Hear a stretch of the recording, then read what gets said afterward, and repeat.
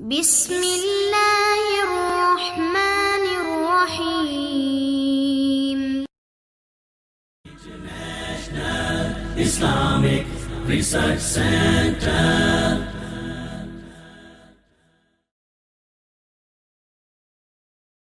جس طرح نمازی نماز مکمل کرنے سے پہلے یعنی سلام پھیرنے سے پہلے عربی زبان میں دعائیں پڑھتا ہے اور دل میں امید رکھتا ہے کہ یہ دعائیں قبولیت پائیں گی، تو کیا اسی ہی طرح کوئی بھی نمازی اپنے ملک کی زبان میں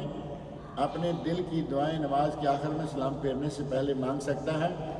اپنی مادری زبان ملک کی چھوڑیں آپ، ملک میں تو 500 زبان ہو سکتی ہے، انڈیا میں کتنی زبانیں ہیں؟ مادری زبان کہیں جو ہماری اپنی زبان ہوتی ہے، پنجاب والوں کی پنجابی ہے، سندھ والوں کی سندھی ہے، ہند والوں کی ہندی ہے، سارے ہند کی ہندی نہیں ہے لیکن ہندی بہت سارے علاقے کی ہے، ملیالم ہے، تامل ہے، یہ ہے وہ ہے، مادری زبان۔ اس میں اختلاف ہے علماء کا کہ کیا نماز کے دوران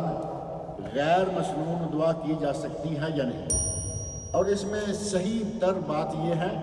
کہ کوشش کریں کہ فرائض کی حد تک صرف قرآن و سنت سے ثابت مسنون دعا میں فرائض میں یہ کریں۔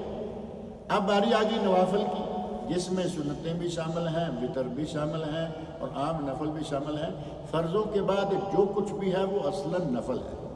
لیکن کچھ تاکید کے اعتبار سے سنت موقدہ، غیر موقدہ، نفل، وتر وہ سارے ہی غیر فرض نمازوں میں اگر آپ سلام پھیرنے سے پہلے اپنی زبان میں دعا کرتے ہیں تو انشاءاللہ کوئی حرج نہیں۔ اب وہ اختلاف سے بھی نکل گئے، جنہوں نے کہا کہ صرف مسنون، فرض میں صرف مسنون ہے، کیونکہ فرض ہی تو اصل ہے نا، باقی ہے معاملہ نوافل کا، ان میں اب اپنی زبان میں اپنی مادری زبان میں دعا کریں، انشاءاللہ تعالیٰ کوئی حرج نہیں ہے۔ اس پر کافی تفصیلی موضوع تقریباً 2 صفحے اردو نیوز کے آج سے کچھ عرصہ پہلے ہمارے مضمون کے شائع ہوئے تھے، جس میں یہی مختصر موقف میں نے جو بتایا نا کہ اختلاف سے نکلنے کے لیے فرضوں میں مسنون اور نفل میں آپ اپنی زبان میں دعائیں کر سکتے ہیں۔